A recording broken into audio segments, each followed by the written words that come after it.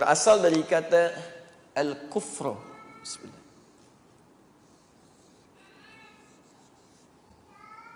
Ini akar katanya. Kata kerjanya disebut dengan kafar.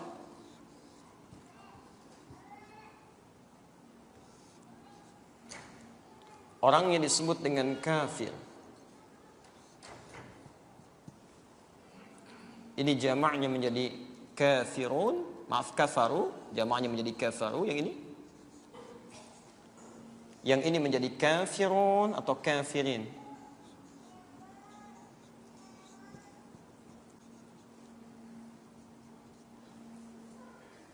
Kita fokus sebentar. Kata kafir yang ditanyakan dalam persoalan tadi berakar dari kata al-kufru, yang berarti sesuatu yang terhalang, tertutup. Terhalang, tertutup.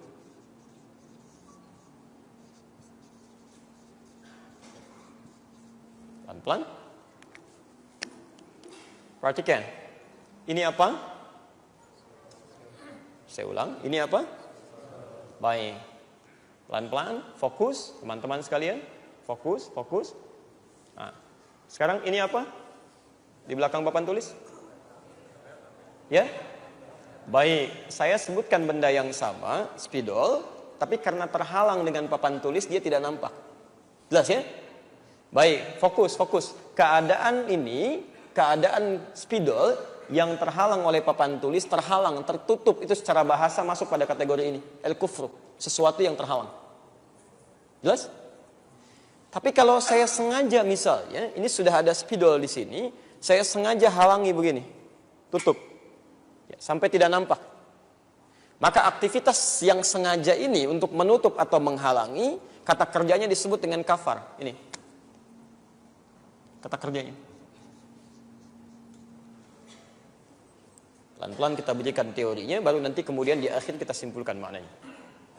Orang yang sengaja menutup atau menghalangi dirinya sehingga tidak nampak pada halayak yang lain, atau tidak masuk sesuatu pada dirinya karena dia halangi, sengaja dia tutup, maka orangnya disebut dengan kafir. Ini orangnya, subjeknya.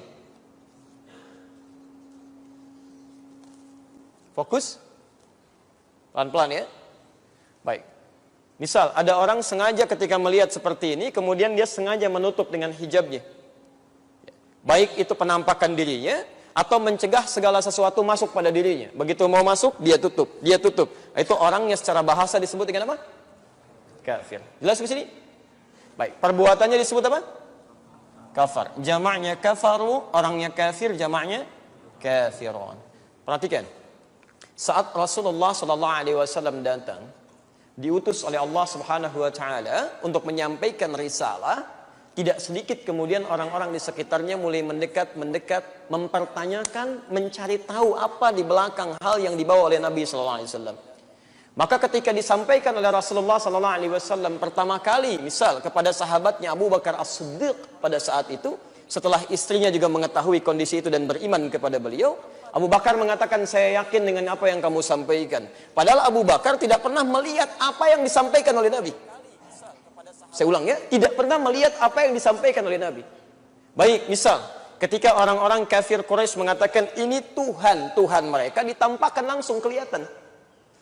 Wajar kalau orang lain kemudian yakin pada sesuatu yang ditampakkan. Baik, tapi Abu Bakar ketika disampaikan Tuhan kita Allah, walaupun tidak bisa melihat, tapi kita bisa merasakan kuasanya. Nggak nampak di hadapannya, tapi tetap yakin. Nah, sekarang perhatikan. Sesuatu yang diyakini, karena nampak di hadapan, kelihatan oleh indera kita, maka itu yang disebut dengan ilmu namanya. Yakin pada sesuatu yang ditampak, dirasakan oleh indera, disebut dengan ilmu. Tapi kalau Anda yakin pada sesuatu yang tidak tampak dalam pandangan Anda, itu disebut dengan iman. Jelas di sini? Saya ulang, Anda yakin pada sesuatu yang belum tampak pada pandangan Anda hadirkan informasinya, Anda buka diri Anda, kemudian Anda hadirkan semua itu, Anda yakini, itu yang disebut dengan iman. Jelas? Halo? Jelas? Baik. Nah, tidak sedikit juga ketika Nabi SAW menyampaikan informasi itu, ada yang sengaja menutup diri. Ada yang nutup telinganya nggak mau dengar. Wa fi adhanihim waqra, Quran surah 6 ayat ke-25. Ada yang nggak mau lihat Nabi, seakan-akan pandangannya dihalangi oleh mereka. Ya, Masya Allah, tutup pandangannya, nggak mau lihat tuh. Ya, Quran surah ke-18 ayat 101. Alladzina kanat a'yunuhum fi ghita'in an dzikri. Posisi paling kiri, di atas agak sedikit ke tengah. Ada orang-orang yang sengaja menghalangi pandangannya sehingga nggak mau ingat kepada Allah. Disampaikan kalimat, nggak mau lihat. Lihat Nabi jadi marah, jadi lari dan sebagainya. Ada yang sengaja menutup. Nah, Bapak Ibu sekalian, pelan-pelan saya ingatkan, yakin pada sesuatu yang belum nampak dalam pandangan dan menghadirkannya sebagai kekuatan dalam hati disebut apa tadi? Iman. Lawan dari iman, ketika ada orang-orang yang menghalangi dirinya, menutup supaya kalimat itu tidak sampai pada dirinya, maka sifatnya disebut dengan al-kufru, keadaannya, kata kerjanya disebut dengan kafar, orangnya disebut dengan kafir. Kemudian dikontradiktifkanlah oleh Al-Quran ketika fenomena dakwah itu disampaikan. Ada orang yang iman mengambil informasi itu dan dia yakini. Ada orang yang memang tidak mau mengambilnya dan menghalangi dirinya dari dakwah Nabi.